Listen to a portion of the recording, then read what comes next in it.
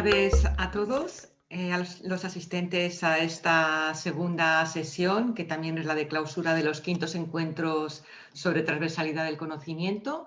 Estamos esperando unos minutos de cortesía para que puedan incorporarse todos los asistentes, que son muchos, por lo menos los inscritos y los que estuvieron presentes en la primera sesión celebrada el jueves pasado. Y mientras, pues quería solo dar algunas indicaciones para el funcionamiento de esta charla. Hoy nos acompaña una conferenciante desde las Islas Canarias, desde la Universidad de La Laguna, y aunque el chat está cerrado, sí todos los asistentes podrán formular sus preguntas a través del sistema de preguntas que aparece en la barra inferior de la pantalla. Cuando termine la conferencia, será mi compañero y coordinador de los encuentros, el profesor Antonio Heredia, el que dirigirá, seleccionará y formulará a la conferenciante las preguntas que responderá a continuación.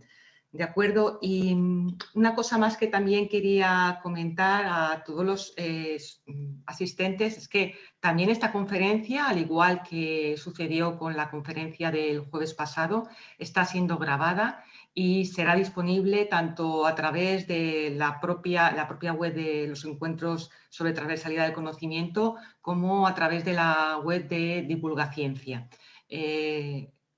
Indicaremos más adelante también cuál es la web donde estará colgada y bueno, pues en unos días podrán estar disponibles para todos ustedes pues, el ciclo, que este año es, ya saben, corto, muy a nuestro pesar, pues para adaptarlo también a las circunstancias sanitarias que estamos sufriendo. Bien, quería hacerme cargo yo y tener el honor de presentar a nuestra conferenciante, a quien le agradecemos su presencia. Más nos hubiera gustado, y lo hemos comentado antes, que hubiera estado aquí con nosotros en Málaga y disfrutar de su compañía, pero por lo menos pues nos acompaña con su palabra. Ella es la que va a ser la responsable de dar esta segunda conferencia y clausurar nuestros encuentros. Con una conferencia titulada Spinoza, una filosofía de la naturaleza para el siglo XXI, que ya nos indica cuál es pues su ámbito de estudio. La que nos acompaña aquí hoy es Sara Reyes Vera, que es licenciada en farmacia y doctora en filosofía por la Universidad de La Laguna, con la tesis Spinoza, las cartas del mal, inminencia y significado. Realizó una estancia postdoctoral en la Universidad de Lisboa, vinculada precisamente a estos temas, y desarrolla una amplia labor no solo de investigación, sino también de divulgación en el ámbito de la filosofía. Es miembro del grupo de investigación Repensa la Filosofía de la Universidad de La Laguna y es colaboradora habitual de la Escuela de Escritura y Humanidades Culturales y del Espacio Cultural del equipo PARA en Santa Cruz de Tenerife. Y es ahí donde realiza una actividad muy interesante que son charlas para el diálogo filosófico. Entre las publicaciones que tiene, a mí sobre todo me gustaría destacar la que ha desarrollado en el número especial dedicado a Spinoza en la revista Paradigma de la UMA, que coordina mi compañero Antonio Heredia. Y bien, Sara, cuando quieras, estaremos encantados de escucharte. Muchísimas gracias, Clelia. Muchísimas gracias a ti y a Antonio por esta invitación, que me parece, bueno, un honor poder hablar para ustedes. Sí que me hubiera encantado visitar Málaga, pero bueno, hay que adaptarse a estas circunstancias. También felicitarles porque me parece un trabajo precioso el que están haciendo, necesario, este cruce de conocimientos, ¿no? Este no compartimentar los saberes y que lo hagan y que vayan por el quinto año, desde luego habla de que el proyecto avanza y seguro que es por el buen hacer de los dos y de todos sus colaboradores. Pues sí, como bien acabas de decir, mi ámbito en la filosofía es la filosofía de Spinoza. Pero bueno, como una vez escuché decir de la mano a la filosofía hay que entrar de la mano de alguien, ¿no? Porque es tan amplia, es un libro tan amplio que en realidad esta es una página que para mí es muy interesante, que es la página Spinoza. Em, Como realmente vamos a hablar o intento proponer una visión de Spinoza que sea a la vez lo más académica posible, pero al tiempo comprensible por el léxico que el filósofo maneja, pues voy a intentar hacerlo de la manera más cercana posible, sobre todo con un cierto propósito de dar pistas acerca del filósofo, ¿no? Y no solo dar pistas, sino picar la curiosidad con esas pistas. Pensé en el título de la naturaleza porque es un título absolutamente central en Spinoza. Pensé también en hablar eh, o en establecer un puente con esa idea y el siglo XXI, porque creo que estamos insertos realmente en una época extraordinariamente difícil de sacar adelante por los problemas globales a los que se somete la humanidad, ¿no? Y desde luego Spinoza, que se caracteriza por ser un filósofo que escribió atemporalmente, fuera de su época, creo que es un buen paradigma para sacar adelante.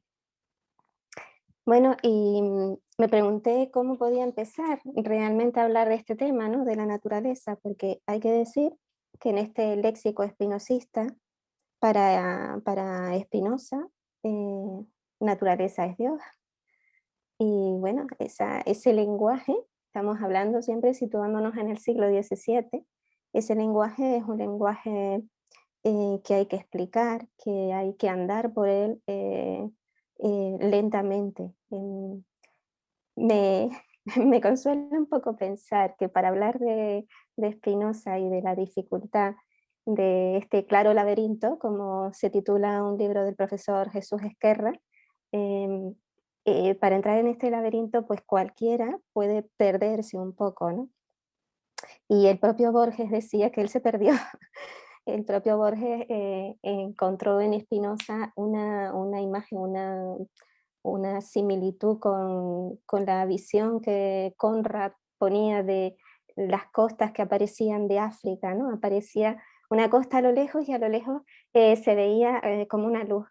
Y Borges en esta conferencia del 85 en la comunidad hebraica dijo, bueno, para mí la filosofía de Spinoza es algo así, ¿no? Esa costa que se ve la luz, tras la cual está el Sáhara, yo lo tengo aquí al lado, tras la cual están los de Cartago, la sal de Roma, Livingstone descubriendo ríos, ¿no? Entonces, bueno, entrar en Spinoza es entrar en esa especie de claridad. No hace falta estar metido en filosofía para ver esa claridad. Eso es algo que resalta muchísimo, por ejemplo, uno de sus estudiosos, Gilles Deleuze, pero sí es verdad que hace falta entrar por algún lado. Así que bueno, nosotros hablaremos esta tarde de Dios, de la naturaleza y de una frase muy contundente, muy conocida en él, que es Deus ibe natura, Dios o naturaleza. Y vamos a ver qué significa esto poco a poco. Hay un verso de Pessoa que he pensado que podía ser ilustrativo, por decirlo de alguna manera. Creo que más que ilustrativo, la palabra sería que utiliza una clase de lenguaje que da una clase de significados que se adentran y quedan en medio de Spinoza, ¿no? En palabras de Gilles Deleuze, en medio de Spinoza. Estos versos son los siguientes. Pero si Dios es las flores y los árboles y los montes y la luz de la luna y el sol, ¿para qué lo llamamos Dios? Pues me detengo ahí, me pareció interesante la pregunta, siempre hay que empezar por una pregunta, ¿no? Me pareció interesante esa pregunta porque Dios, por qué Spinoza se molestó o quiso cambiar el nombre de Dios por naturaleza. ¿Qué pensó? ¿Qué sacaba de todo eso? ¿Qué sacaba manteniendo el significante, el estuche de la palabra Dios y poniendo dentro de él el significado naturaleza? Pues, pues la respuesta es rápida, era comenzar a organizar el cuerpo de su filosofía, comenzar con un término primero. Y este término primero, que es naturaleza, es un término que está directamente relacionado con una de los grandes conceptos espinosistas, que es sustancia. ¿Qué es la sustancia? La sustancia es lo mismo que Dios, lo mismo que naturaleza. Dios es el nombre tradicional, naturaleza es el nombre que Él rescata para ser comprendido. Sustancia, la forma y el concepto que nos aporta para el estudio, para el diseño, la construcción de todo su cuerpo filosófico. Bueno, pues la sustancia tiene particularidades.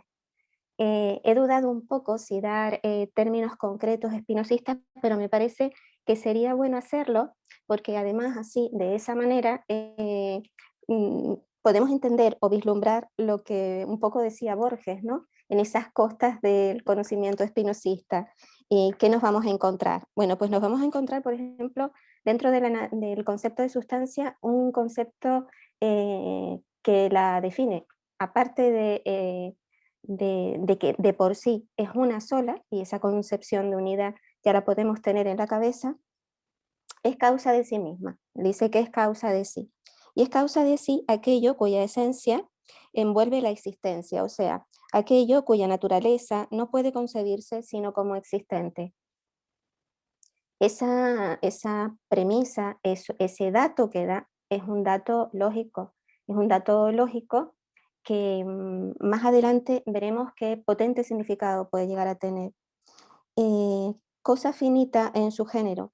Esto también es muy interesante porque si sustancia es aquello que es en sí y se concibe por sí misma, es decir, aquello cuyo concepto no necesita el concepto de otra cosa, estamos hablando de la causa primera de todo, pues ¿qué es sustancia?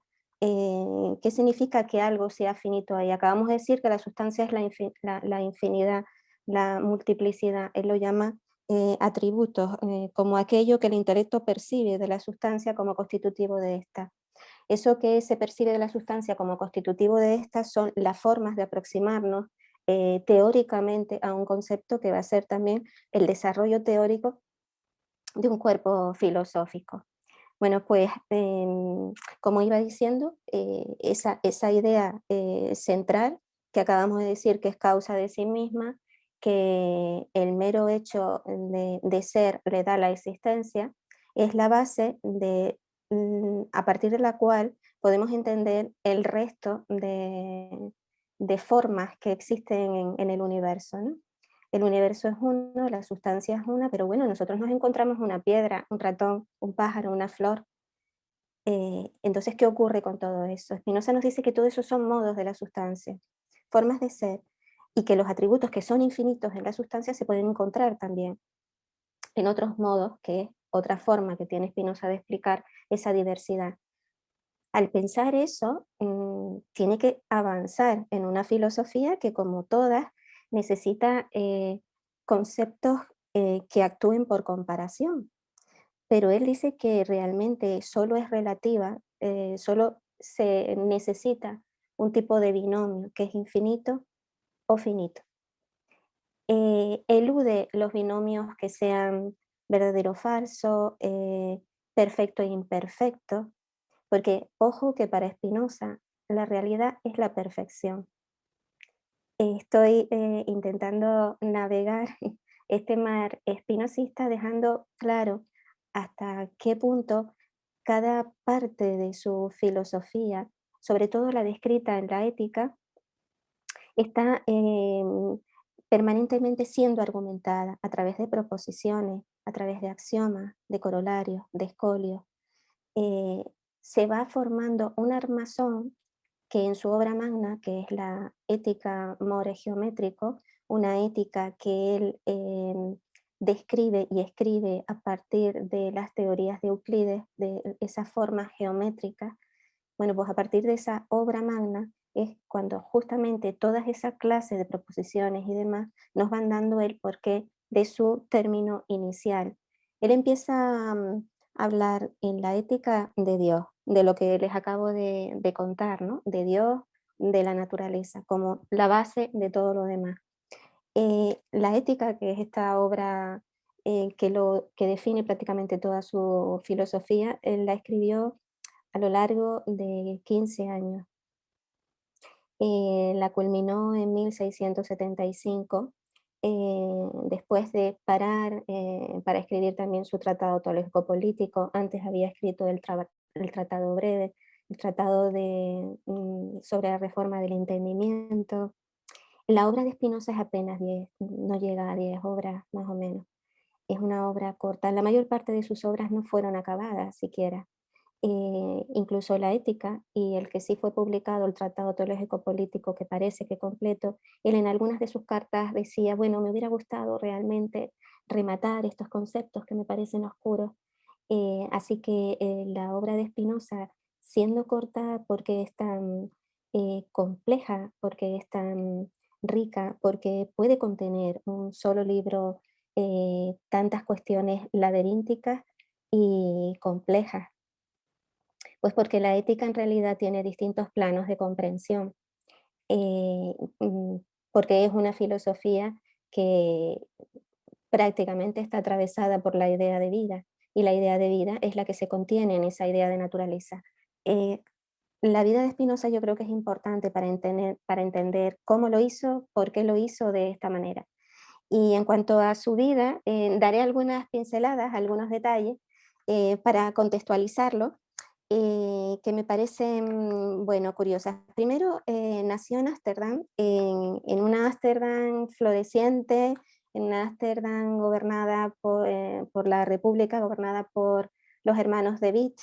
El 24 de noviembre de 1632 nació y bueno, allí pudo, era una sociedad que no solo desde el punto de vista científico, político, sino social, era muy avanzada. Voy a dar un detalle, he dado el detalle este histórico porque da también una muestra de algo que es un punto también importante en la filosofía de Spinoza. Todo esto que acabo de decir, de las formas de explicar la naturaleza, de las formas de explicar lo que nos rodea, de las relaciones, Spinoza lo piensa a través de una especie de gradiente de conocimiento, ¿no? De una especie de epistemología histórica del conocimiento.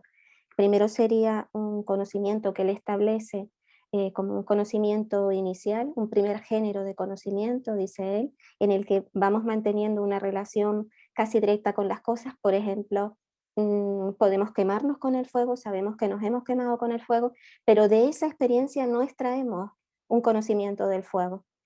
En ese primer género de conocimiento, él comenta que estamos todavía en una serie de ideas inadecuadas. Eh, Hay que pasar a un segundo género de conocimiento. En ese segundo género de conocimiento ya nos podemos quemar, pero sí que podemos llegar a la noción común, que es un término muy importante, entre todos los que la pensemos, la noción común de lo que significa el fuego, de las características del fuego. ¿Por qué es tan importante este género de conocimiento? Pues porque a partir de la noción de naturaleza y a través de estos géneros de conocimiento aparece la forma en la que él entiende que se puede hacer ciencia, la forma en la que se puede registrar de alguna manera la concepción genética, la investigación genética de las cosas, ¿no? Como dije, nació el 24 de noviembre del 32 y en el 56 es apartado ya de la comunidad judía. Él, cuando y se establece en Ámsterdam, su familia de comerciantes. ¿Qué significa que fue apartado? Hay pocos datos acerca de la vida de Spinoza como niño. Se tienen casi todos los datos a partir ya de su adolescencia. ¿Qué significa que fue apartado? Bueno, pues que fue un joven ya, fue un niño además que destacó, perdió a los 8 años más o menos, perdió a su madre un poco antes. Su padre se vuelve a casar, tenía un buen ambiente familiar, era un niño que destacaba por sus capacidades, pero yo creo que justamente eso lo hizo despertar a un intento de comprensión diferente. Y tal fue que, bueno, hizo una exégesis muy novedosa de la Biblia, porque no era solo algo filológico, a ver, no estoy entendiendo esta palabra, no, no, es que realmente él se preguntaba, si cae el maná, ¿qué significa? ¿Quién fue Moisés? ¿Cómo podemos entender la figura de Cristo? Y no se lo planteaba ni se lo preguntaba como una respuesta, digamos, de ir en contra de lo establecido, sino como dudas que realmente pensaba que todos podían llegar a tener, y que el amor a la verdad iba a hacer que se lo plantearan de una manera más concreta, ¿no? ¿Qué es la Biblia? ¿Qué significa? ¿Cómo podemos interpretar todo esto? ¿Cómo interpretamos la figura de, mm, de los profetas? Esto es todo lo que escribe en este Tratado Teológico Político, publicado en 1670, y que casi le cuesta la vida. Ya en el 74 fue un libro que directamente, junto al Leviatán de Job, pues fue condenado, ¿no? Bueno, pues ya desde niño él tenía ciertas protestas. Él había visto la condena de Uriel da Costa, como lo habían sacado de la comunidad, y en realidad no sentía temor de ser expulsado, porque además el EREM que sufrió fue uno de los más duros y críticos que se han dado hasta ahora en la comunidad, porque se prohibía que se le hablase, se le prohibía que se estuviera al lado de él, era una expulsión absoluta. Ese amor a la verdad que él tenía no parece haber amilanado un carácter que parece ser también que era afable. A veces se le pinta como un hombre alejado de todo, metido en su mundo, pero realmente tenía un grupo de amigos, perdón, y de colegas muy amplio, y si se alejaba un poco más era sencillamente porque quería resguardarse más de no ser condenado en un momento difícil, que no estar al lado de personas con las que podía compartir. Por eso también podemos decir de qué fuentes bebió. Spinoza hace su corpus de pensamiento bebiendo de fuentes muy variadas, desde el barroco español a realmente, bueno, las figuras hebraicas, cristianas, sobre todo el protestantismo, bueno, y fundamentalmente lo que venía de atrás, que era la ciencia nueva, Descartes. Pedro Lomba, que publicó la última traducción de la Ética de Spinoza, una traducción que recomiendo, luego le daré los datos, eh, prácticamente plantea en el prólogo de su obra que la ética toda es una especie de reacción, de contestación, la más fuerte contestación a la filosofía cartesiana. El propio Borges, también, que antes lo cité en este artículo que cité, dice, bueno, es que Spinoza llegó más lejos que Descartes. ¿Por qué? Porque con todos los argumentos, buenos argumentos cartesianos, no llegó a la causa primera. Recuerden que acabo de hablar al principio de la causa primera. Recuerden cómo eso, en palabras de Mizrahi, que es otro de los estudiosos de Spinoza, lo considera también esencial por un hecho, y es que esa causa primera, que es una causa increada, que es una causa lógica, nos está diciendo que Spinoza no pensaba en la existencia de un Dios perteneciente al Dios de la revelación, ese Dios que pertenecía a todas las religiones en general. Él pensaba en un Dios, el Dios de Spinoza, en un Dios filósofo, en un Dios naturaleza, en un Dios al que se le podía amar, pero de ninguna manera te devolvía ese amor, ¿no? Que el amor por la naturaleza no era devuelto por la naturaleza, que ese amor por la naturaleza no implicaba venerarla a modo divino, puesto que la voluntad de la naturaleza no es una voluntad que tenga finalidad, y muchísimo menos antropomórfica. Es decir, no es ni un Dios benévolo ni un Dios castigador. Sencillamente el Dios de Spinoza es aquel que comprende todas las leyes de la naturaleza. Estábamos hablando antes de los géneros de conocimiento, y paré en el segundo porque es los géneros de conocimiento que posibilitan la ciencia. Cuando uno va a hacerse una ecografía, obviamente pues el ecógrafo está dando una serie de imágenes que puedes o no entender, pero hay alguien que te las está traduciendo, porque hay unas nociones comunes acerca de lo que son esas imágenes.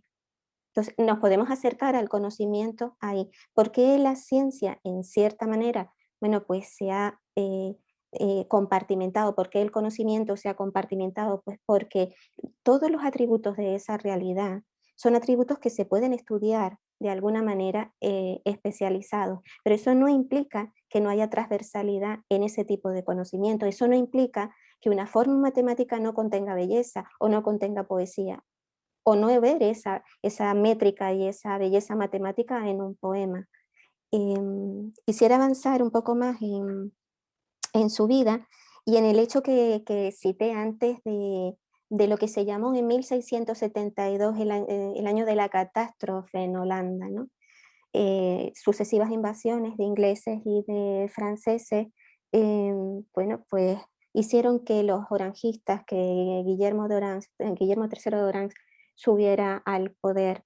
Mm, hay un cuadro que he tomado la idea de una filósofa holandesa, Joke Hermensen, que muestra un cuadro que probablemente conocerán, que se titula El cisne amenazado, ¿no? Es un cuadro del 17, contemporáneo, su autor a Rembrandt, su autor Asselin, muestra casi en diagonal a un gran cisne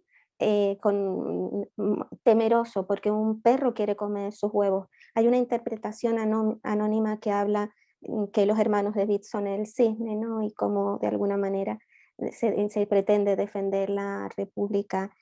¿Por qué saco esto? Pues porque Spinoza, como dije antes, cuyo sello es Caute, cuya decisión firme de hacer filosofía, ciencia, que era lo mismo cosa, pensar filosóficamente era pensar científicamente, considera que Descartes no solo falla en la no propuesta de una causa primera, que en este caso sí que lo es una causa divina para Descartes y para él no. Incluso hay una frase en la ética, en la primera parte, en el apéndice, que dice: la voluntad divina es el refugio de la ignorancia. Eh, Como algo muy potente, ¿no? No refugiarte en la trascendencia. Pero fíjense que realmente para Spinoza es lógico refugiarse en la trascendencia, porque es preferible entender que juzgar. Es más complejo entender, pero es preferible entender que juzgar. Lo que él no puede llegar a comprender, que se dé tan fácilmente, y por eso avanza en su ética, es en la idea de servidumbre. Cuando él pasa de la primera parte de la ética y explica todo esto acerca de la sustancia, de los atributos, de los modos, de su idea de Dios, Borges decía que imaginó a Dios. Esa idea no se queda solo ahí, no se queda ahí desde el punto de vista de un arranque. ¿Qué pasa luego? Que se dedica a pensar qué es la mente y cuál es el origen de la mente y qué es el ser humano metido en todo ese sistema universal y de modo. Eh, Ahí realmente se da una primera apertura de las formas de pensamiento directamente asequible a, a cualquiera. Es decir, él realmente propone esto pensando en alejarse de la servidumbre como un esquema, como una epistemología. Y en la tercera parte de la ética ya pasa a ese concepto de servidumbre, ¿no? Del poder de las pasiones. ¿Cómo es el poder de las pasiones tal que él, cuando ocurre el asesinato de los hermanos de Witt, cuando realmente caen, tanto Jan como Cornelius de Witt son descuartizados, él sale a la calle con la intención de pegar panfletos, últimos bárbaros, decía, últimos bárbaros, fue retenido. Un hombre que estaba diseñando todo ese plan por el que la razón de alguna manera daba argumentos para hacerlo mejor, fue sobrepasado por las emociones. Y creo que en él mismo esta idea tan central en la filosofía espinosista, que es las emociones y los sentimientos, se vieron ahí manifiestos, ¿no? Este episodio, bueno, acabó realmente con la República. La vida de Spinoza tuvo muchos cambios. Una vez que fue apartado de la comunidad judía, se trasladó a Rijswijk fundamentalmente porque allí había grupos de colegiantes, de libre pensadores y demás, donde él se sentía cómodo, ¿no?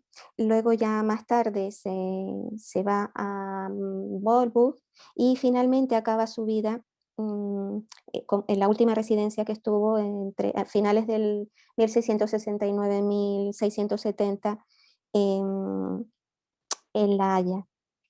Allí vive una vida en la casa, alquila una pequeña habitación, sus pertenencias son un buró, apenas eh, vamos, algunos libros, se conserva, eso sí, la biblioteca que tenía, una biblioteca que, por cierto, tenía el Cervantes, tenía el Covarrubias, tenía Quevedo, tenía Góngora.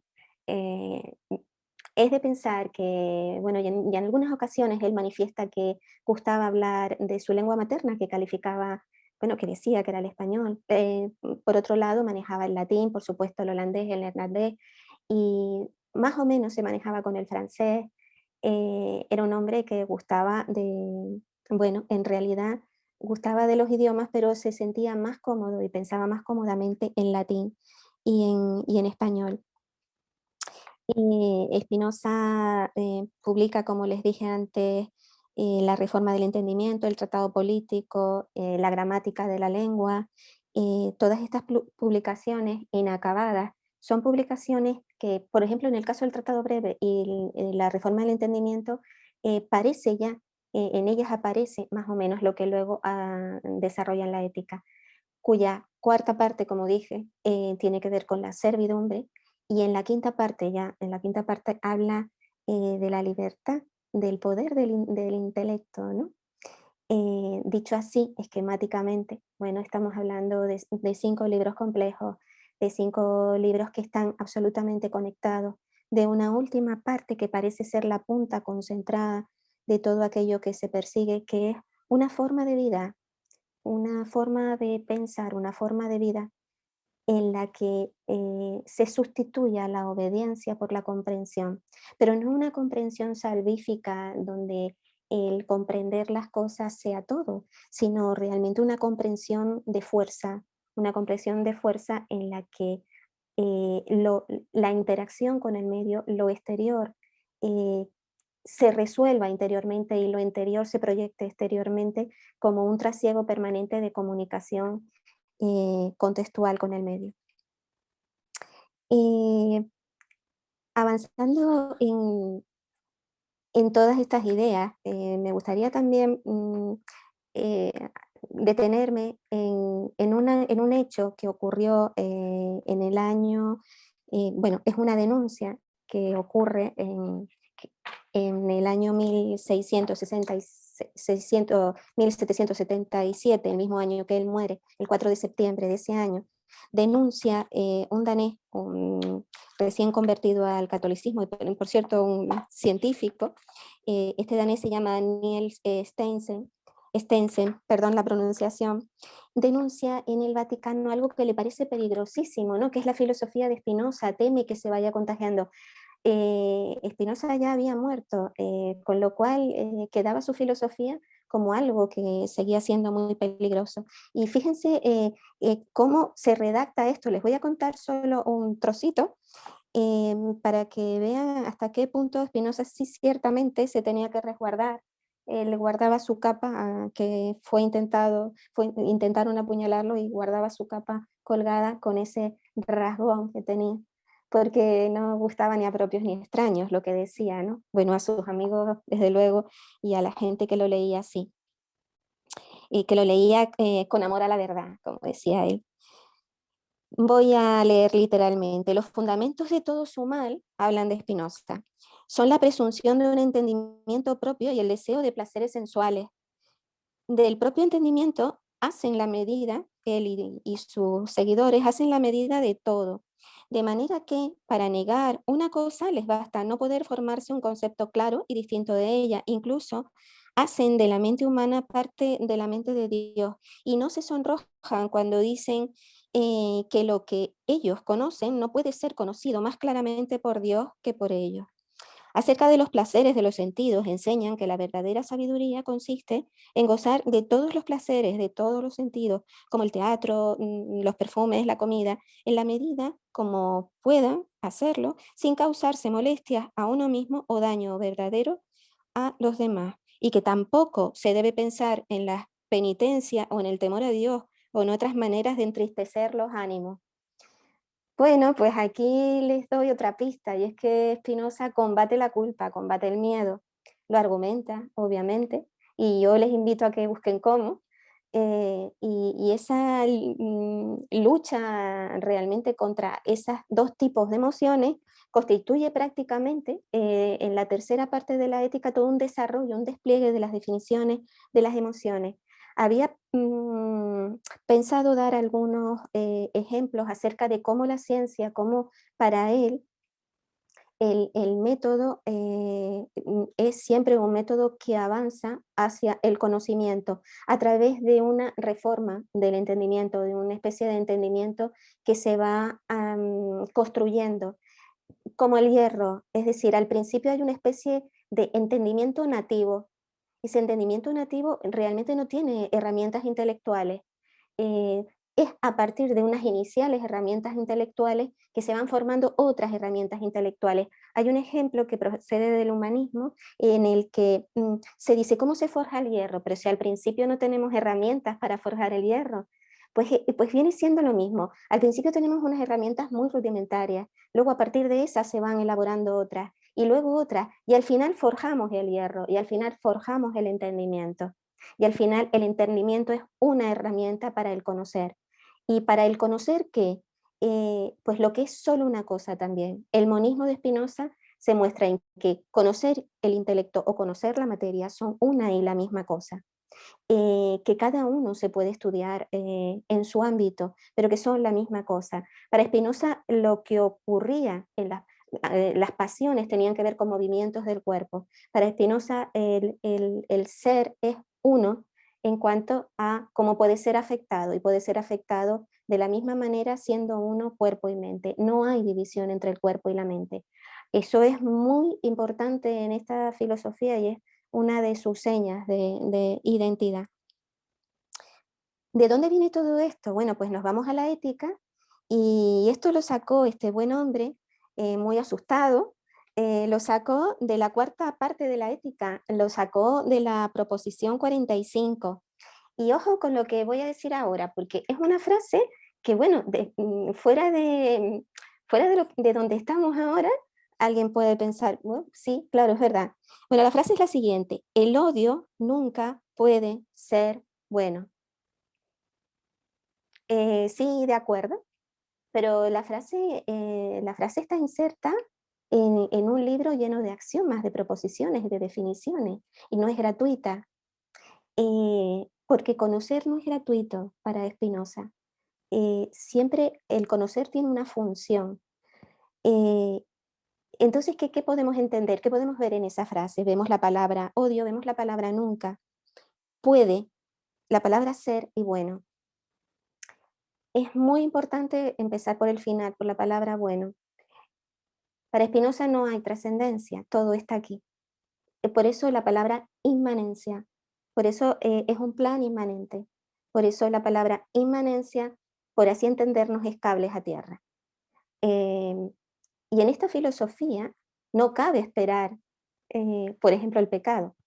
El pecado, no cometerlo, nos convertiría o nos daría un pase a, en la tradición cristiana, un pase a la beatitud.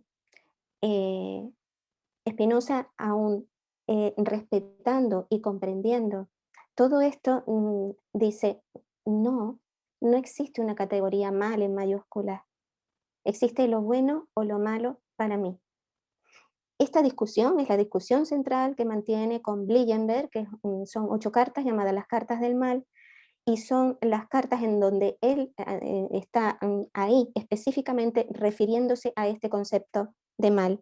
El odio nunca puede ser bueno. Él lo demuestra em, en una demostración que es: nos esforzamos por destruir al hombre que odiamos. Esto es, nos esforzamos por algo que es malo. Ese mismo esfuerzo, esa misma palabra esfuerzo, igual que a lo mejor en Aristóteles puedan ser otras palabras claves como el entusiasmo y demás, esa palabra esfuerzo no es una palabra cualquiera, ¿no? Porque implica un movimiento intelectual y ese esfuerzo es una pasión, algo que padecemos para conseguir algo que realmente no es bueno. Nos esforzamos por conseguir algo que es malo y volvemos a esa cercanía de lo bueno y de lo malo que puede caer sobre nosotros como cuerpos que se mueven en esa totalidad de la que hemos hablado. ¿Y qué significaría lo bueno o lo malo? Pues buenos o malos encuentros. Encontrarnos con el odio es un mal encuentro. ¿Qué sucede con un mal encuentro? Pues que en un mal encuentro estamos dentro de lo que él califica en su estructura del conocimiento, de las emociones y de los sentimientos, una de las pasiones, uno de los sentimientos centrales, que son la alegría, la tristeza y el deseo. Pues estaríamos dentro de una pasión triste. Y una pasión triste se asocia a una disminución de la potencia. Es decir, nos conviene disminuir nuestra potencia. Eso tendría ya explicado de antes. Entonces, nunca puede ser bueno, quiere decir que eso nunca va a aumentar tu potencia. Aunque en principio puedas entender que la resolución del odio te dé una especie de satisfacción, es una satisfacción contraria a la potencia del modo humano. Y aquí viene, sigue explicando un escolio, un corolario y otro segundo corolario, y aquí viene lo que este buen denunciante, porque además lo hizo muy bien, si ven la denuncia, desde luego hizo una síntesis de la filosofía de Spinoza que es para un 10, porque lo explicó bastante bien en esa denuncia, ¿no? No sé si al final los que leyeron las denuncias tendrían más curiosidad por leer a Spinoza que de no leer los textos. Yo leo un poco más de lo que explica este hombre, y es lo que escribe directamente Spinoza en su Ética.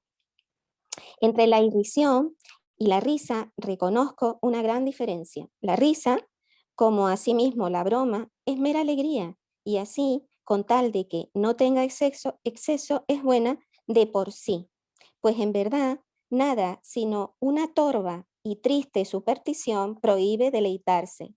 En efecto, ¿por qué sería más decente saciar el hambre y la sed que combatir la melancolía? Esta es mi norma y así he conformado mi ánimo. Ninguna divinidad ni nadie, sino un envidioso puede deleitarse con mi impotencia y mis desgracias, ni puede tener por virtud nuestras lágrimas, sollozos, miedos y otras cosas que son signo de un ánimo impotente. Por el contrario, cuanta mayor es la alegría que nos afecta, mayor es la perfección a la que pasamos. Esto es, nada más necesario que participemos de la naturaleza divina. Así pues, servirse de las cosas y deleitarse con ellas cuanto se pueda, es propio, él señala, no hasta la náusea, pues ello no es deleitarse.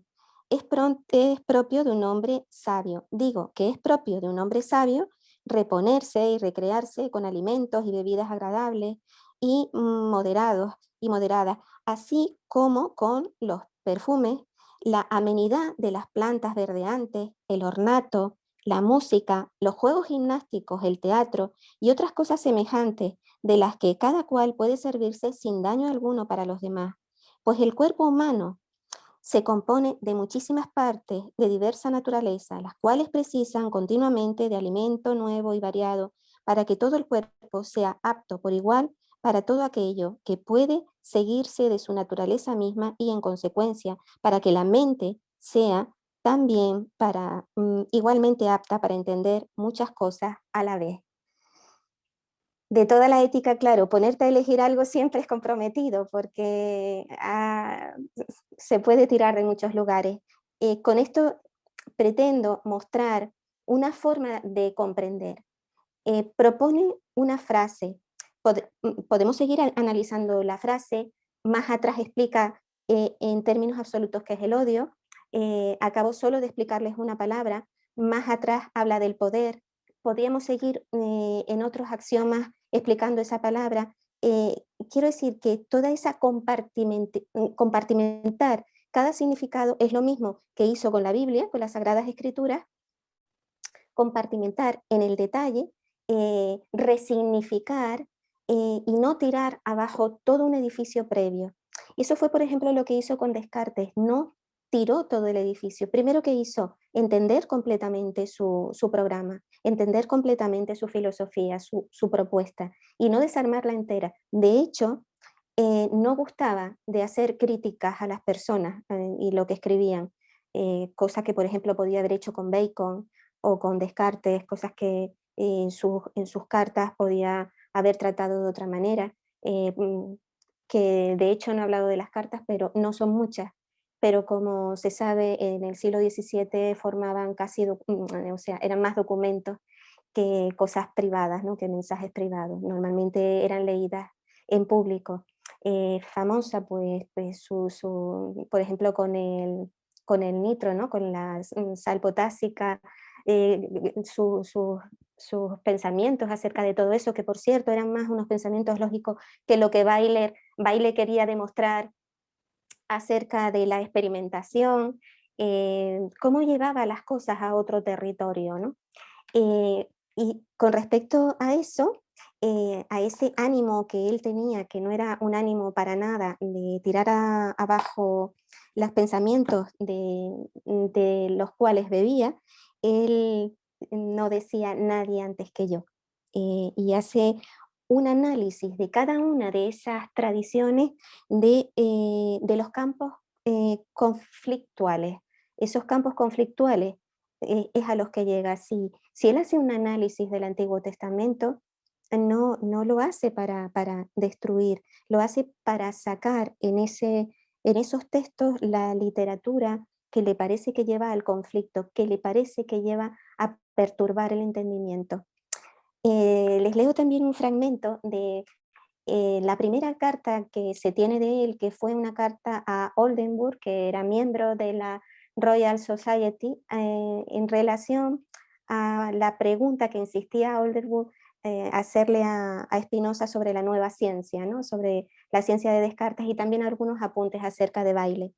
Y, y miren, fíjense con qué, digamos, sobriedad critica 3 puntos en estos 3 científicos, eh, mostrando cómo ya él había pensado desde otro lado estas mismas cuestiones, que para él, por cierto, y eso es algo muy interdisciplinar, todas las cuestiones pueden ser vistas desde distintos puntos de vista. La cuestión está en que se puede llegar al mismo efecto.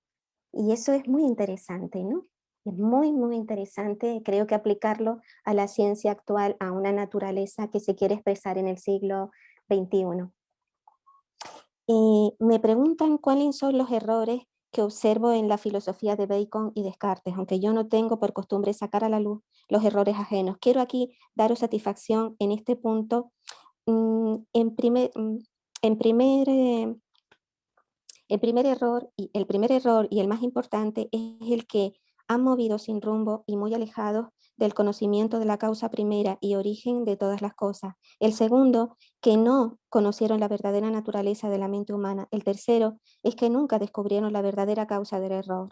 Y como ven, estos son todos presupuestos, señalamientos de lo que es una nueva ciencia y de lo que para muchos autores es considerado como los datos que informan que Spinoza fue desde luego de los primeros modernos en avanzar una nueva ciencia. Y no solo una ciencia con respecto a las ciencias duras, sino un avance en las ciencias que hoy en día podemos encontrar en las ciencias sociológicas, por ejemplo, cuando en el Tratado Teológico Político hacía una apuesta por el Estado, por la conformación del individuo, en una protopsicología, no porque Freud tenga exactamente la misma idea de inconsciente, pero sí cómo bebió de estas fuentes, ¿no?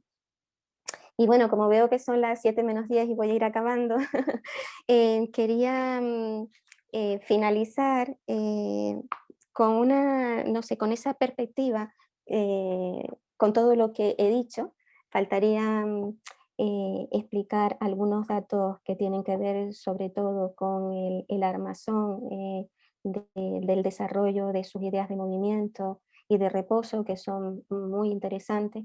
Pero bueno, creo que en esta charla la idea de naturaleza como causa primera, como causa increada, como no un Dios creador, queda clara, de por qué queda clara que es un concepto absolutamente lógico para formar un concepto de naturaleza dentro de este constructo, como ese concepto es un primer concepto necesario para desarrollar la ciencia, como no se aparta la razón en ningún momento de las emociones y los sentimientos, pueden estar las emociones y los sentimientos en una placa de Petri en un laboratorio, sin lugar a dudas. Pues avanza un conocimiento en la historia sobre una forma de entender los textos históricos, avanza un conocimiento acerca de lo que es la política, de lo que es una mejor organización social. Y ya para terminar, como les digo, avanzar un dato que me parece interesante como proyección de su filosofía para el siglo XXI, ¿no? Y para Spinoza el ser humano no era un imperio dentro de otro imperio. No hay una naturaleza antropomórfica, como dije antes. El conocimiento que nosotros podemos traer desde ese siglo es un conocimiento que no es un mero conocimiento de salvación, sino que es un conocimiento en cuya fuerza está algo que es muy interesante y muy crucial para Spinoza, que es perseverar en el ser. Conocemos porque cada ser desea perseverar en el ser. ¿Cuál es esa proyección entonces para el siglo XXI? Pues una forma de libertad solo para el ser humano, no, una forma de libertad para que cada ser existente tenga la libertad de perseverar, de no fracasar en esa vida que tiene, transitado por la vida y por un pensamiento que va más allá de la conciencia en su forma de razón. La conciencia no solo se queda en la razón, sino que va más allá en una fuerza que es la fuerza del pensamiento, sabiendo que no siempre saber lo mejor nos ayuda a hacer lo mejor, sino que a veces sabiendo lo mejor podemos llegar a ser lo peor. Hay un verso de Margarit que acaba, un poema que acaba diciendo que, bueno, que la libertad es esa forma de amor. En Spinoza, desde luego, hay una filosofía de la libertad y, por supuestísimo, una forma de amor. Y bueno, no me quiero extender más por la hora que es ya. Bien, muchísimas gracias, Sara. Te felicito, ha sido estupenda y ha habido 84 espectadores escuchando. Así que ahora abrimos el turno de preguntas que va a coordinar mi compañero y colega, el profesor Antonio Heredia, que se va a hacer ahora con el mando de esta segunda parte. Gracias, Sara. A ti, Clay. Muy bien, muchas gracias. Buenas tardes a todos. En primer lugar, felicitar a nuestra invitada, a la doctora Sara Reyes Vera, por esta pincelada de un tema nada fácil todo hay que decirlo, dar una pincelada para darnos a conocer a Spinoza. Sé que es un tema que a algunos le puede haber parecido un poquito alejado, un poquito abstracto, pero yo animo especialmente a los jóvenes que nos están escuchando, que están ahora mismo haciendo sus tesis, que forman parte de diversos programas de doctorado, a que en su juventud, que tienen ahora la inmensa mayoría de ellos, pues se aproximen al pensamiento de Spinoza. Y le animo de una forma encarecida.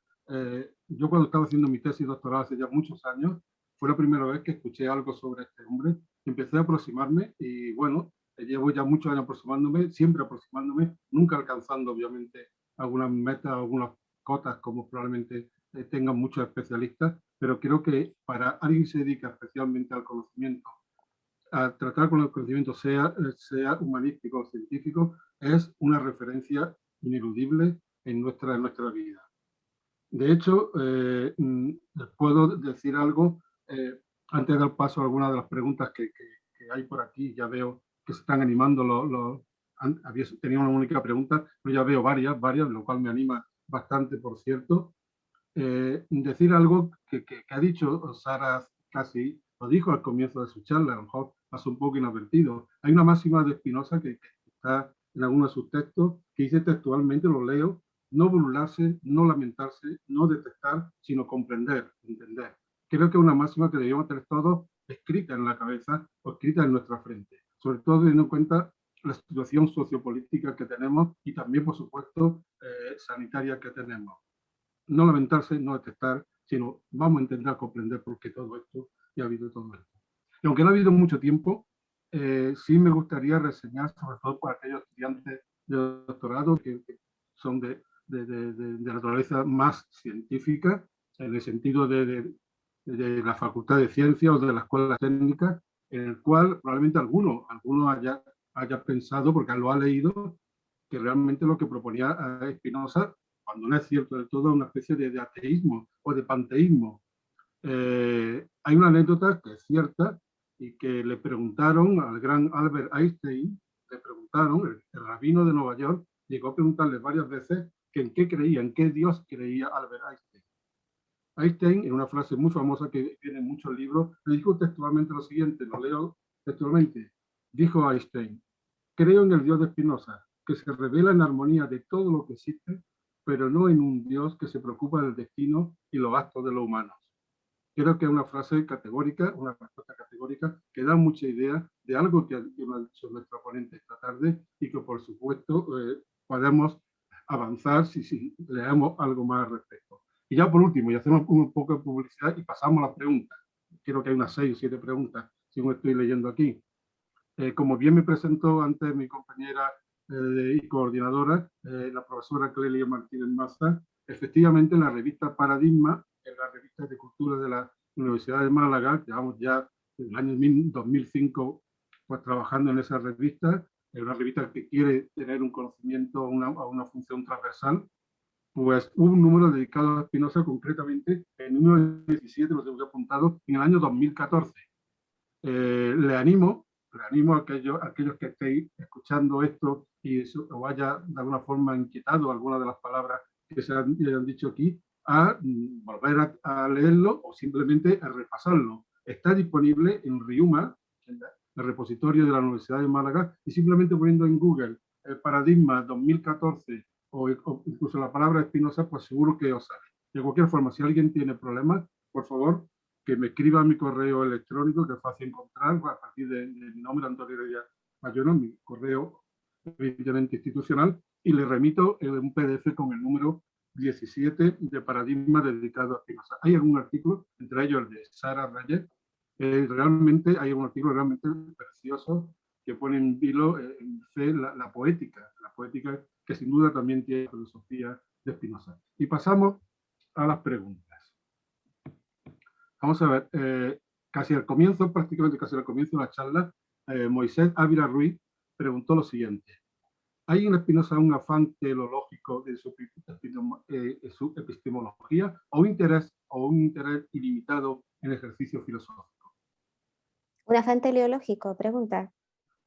Teleológico. No. No, porque eso sería tanto como dar una idea de finalismo en la sustancia, ¿no? Que no. ¿Y la segunda parte de la pregunta? La segunda parte de la pregunta fue casi inmediata también, mucho más general la pregunta también del mismo Moisés Ávila. Dice, ¿cómo se concebiría desde Spinoza la relación hoy día entre la filosofía y la ciencia? Que sea una pregunta demasiado genérica. Bueno, pues hice el intento de relacionarlas ahora, ¿no? La relación es que realmente para él hacer filosofía es hacer ciencia, directamente, o sea que se maneja desde el principio así. Bueno, tomar los términos de Spinoza de hecho dice que se pueden estudiar las emociones como líneas geométricas, ¿no? Con las mismas formas con las que se puede estudiar cualquier estado material, estado de la materia, con lo cual directamente sería hacer ciencia. Por otro lado, Isabel María Cruz Lite dice textualmente: muchas gracias por tu charla, ha sido un verdadero placer. Tengo 2 preguntas, creo que puede tener una contestación muy directa. ¿Podría recomendar algún libro sobre la filosofía de Spinoza para neófitos? Yo había pensado, he pensado en varios, pero hay uno que me parece que es este, de John Berger, Cuaderno de Evento, de Alfaguara. Y este libro me parece muy interesante porque el autor, Berger, que es muy conocido, toma partes de la ética. Yo señalé, por ejemplo, a la naturaleza de una sustancia pertenece el existir, una sustancia no puede ser producida por otra cosa, será por tanto causa de sí, es decir, su esencia implica necesariamente existencia, o sea, que a su naturaleza pertenece el existir. Entonces coge, por ejemplo, esta frase de la ética y lo acompaña de sus propios textos, de sus propios dibujos. Para una persona que quiera empezar con Spinoza, me parece que es ameno, porque es un libro que a la vez es muy riguroso desde la perspectiva del pensamiento, ¿no? Y luego ya saltar de ahí a directamente la ética. Hay muchos comentaristas de la ética. En España pues tenemos tradicionalmente las traducciones de Vidal Peña, de Atilano Domínguez, esta de Pedro Lomba, y luego el propio seminario Spinoza español. Hay muchos autores desde el seminario que explican la obra de Spinoza, la vida de Spinoza al detalle. Bien, gracias, Sara. Seguimos. Hay un par de mensajes que estoy leyendo, en los cuales te das gracias por la exposición tan interesante y que le ha provocado sobre todo un gran interés por conocer a este autor en relación con los conocimientos. Hay otro de los oyentes, Cristian Alberto Lique Cobos, que te da también las gracias por la charla muy interesante y muy buena, y te pregunta un par de cosas. Voy a hacer una de ellas solamente porque me quedan algunas preguntas y evidentemente hay que tener el abanico más amplio. ¿Qué importancia tuvo el bulo de Niels Thyssen para Spinoza? Sigue diciendo, su ataque fue el mejor factor de la cosa porque la Iglesia Católica estaba en contra de él. Por cierto, dice, estoy leyendo todavía, Niels Thyssen es beato, tiene escuela e instituto a su nombre en Dinamarca y es venerado en especial por los jesuitas de Dinamarca. Sí, él se convirtió al catolicismo danés. Sí, y bueno, la importancia. La obra de Spinoza prácticamente sale a flote 2 siglos más tarde. Es decir, realmente era una época en la que, de hecho, la ética se publicó gracias a los amigos de manera clandestina, se publicó de golpe, prácticamente al poco de morir, toda su obra póstuma, quedó poco. El tratado breve incluso se publica muchísimo más tarde, siglo XVIII, si no recuerdo mal. Así que, bueno, realmente, ¿qué importancia podía tener? Pues una más de tantas de las acusaciones de las que fue víctima, porque es que en ese momento ya él estaba muerto, además. Con lo cual, bueno, importancia relativa sobre todo con respecto a los que iban publicando su obra y cómo lo iban haciendo a veces con nombres cambiados o ocultando para no ser encontrados. De todas maneras no funcionó, el bulo no funcionó porque de su obra estamos hablando ahora. Bien, una oyente, o bueno, una asistente a la conferencia, vamos a decirlo así, aparte de darte las gracias también, dice que quisiera preguntar si podría volver a explicar brevemente la última parte que no ha entendido bien. Se trata sobre el binomio libertad y amor. Entiendo que también dice, somos nosotros mismos la manifestación de la causa primero, somos esa libertad y somos amor a la vez. Por eso vivir en el odio es ir contra nosotros mismos. Bueno, pues eso que se llama en Spinoza amor es amor a la verdad. ¿Y qué es amor también? Pues amor al conocimiento. ¿Y qué propósito tiene de alguna manera toda esta estructura de pensamiento? Eh, soltar las amarras de la servidumbre. Eh, la libertad de la que estoy hablando es un poco llegar al último texto, al último libro de Spinoza, en el que usa desde luego la razón para llegar a conocer esa naturaleza de la que habló en el primero, llegar a conocer la esencia de esa cosa particular que sea esa naturaleza. Da una clase de información que nos hace libres, que es tan difícil como raro, decía él en un momento dado. Hay un texto de Lej que dice que muchos comentadores amaban tanto a Spinoza como para invocar un viento al hablar de él. Y en efecto, solo el viento puede compararse, pero se trata del gran viento del que habla Delbos en cuanto a filósofo, o bien el viento ráfaga de la hechicera de la que habla el hombre de Kiev, no filósofo por excelencia, pobre judío que compra la ética por un kopek y no capta el conjunto. La compra se emociona y no capta el conjunto, pero ¿qué es lo que ve? ¿Qué es lo que ve? ¿Qué es lo que trasluce? ¿Qué es la libertad y el amor ahí? Pues la unión del concepto y la vida. No sé si con esto soy más críptica aún, ¿no? Pero es llegar a la unión del concepto y la vida, es llegar a una clase de comprensión en donde no son ni siquiera necesarias las categorías que diferencian lo bueno y lo malo, que se usan como referencia ahora, como para marcarnos puntos o retenes de responsabilidad. Entonces, se llega a unificar el concepto con la vida. ¿Qué sería la libertad y el amor? Pues eso que llamamos vida elevado a la máxima potencia. Pero bien, dice Deleuze, en lo que habíamos contado, la composición y el entretejido de los dos componentes serían eso que es el concepto y la vida, es lo que Romain Rolland llamaba el sol blanco de la sustancia y las palabras de fuego de Spinoza. No sé si con eso las palabras de fuego de Spinoza realmente son la libertad, el amor, la vida. ¿Y qué diferencia hay en todo eso? Al final, ninguna. El concepto se une con la cosa. Cuando hay Muy una bien. comprensión absoluta de esa esencia de la naturaleza.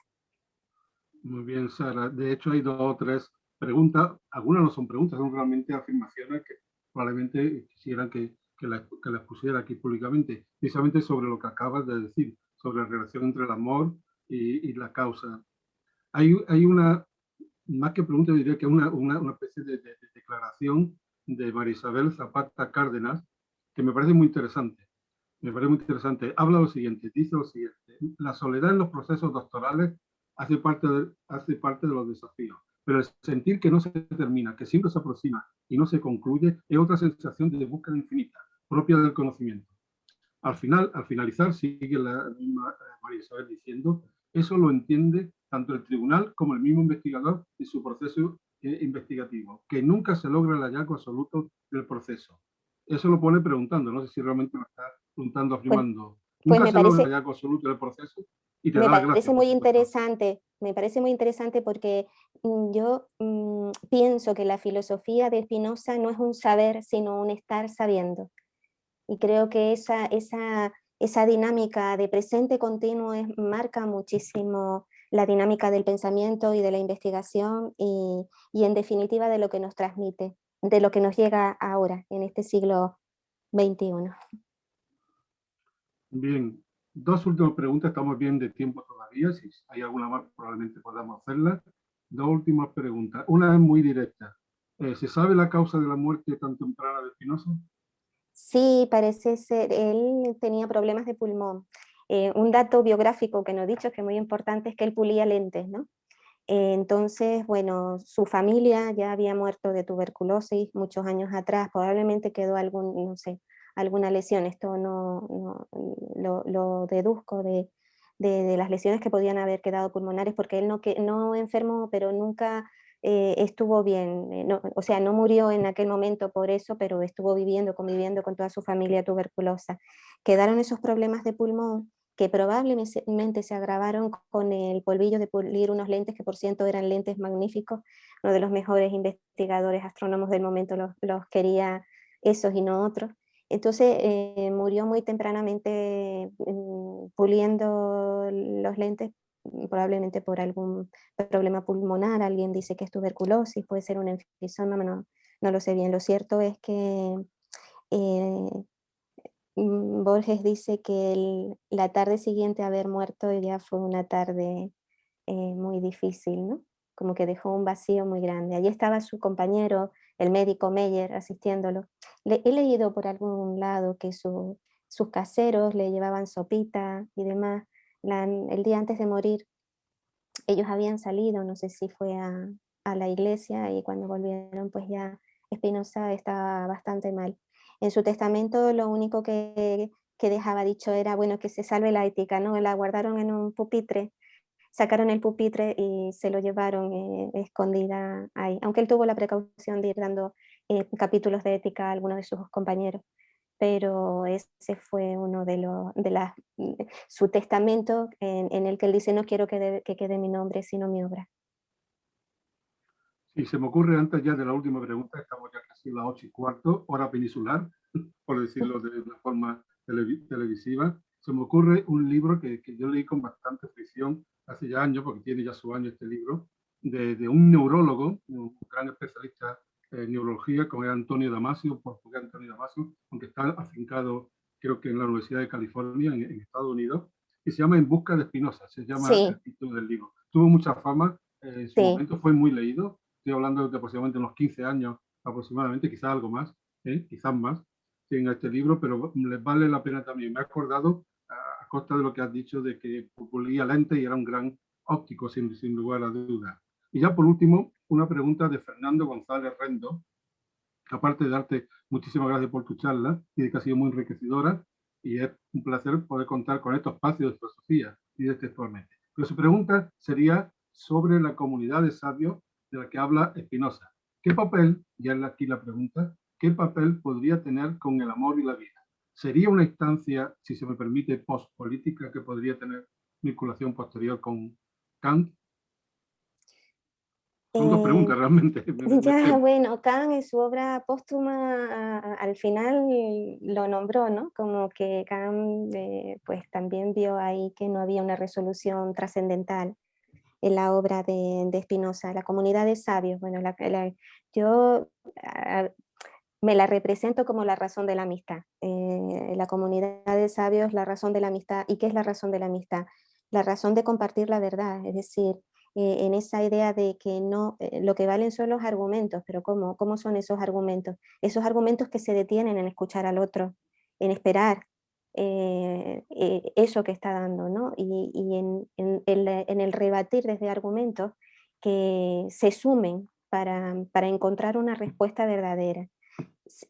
Ahí tiene que haber una actitud, una razón de la amistad. Para él los sabios son justamente eso, ¿no? Las personas sabias son las que buscan la amistad, pero también las que saben disfrutar de la música, como dije en el texto que elegí, o del teatro, o de los placeres que ofrece la propia vida. Él diferencia entre pues, ese universo, ese todo, y que también cómo imaginamos y construimos un mundo. Esa manera de construir el mundo es una manera que, partiendo de la razón de la amistad, de la razón para la vida, siempre tiene que ser buena. Busca lo bueno.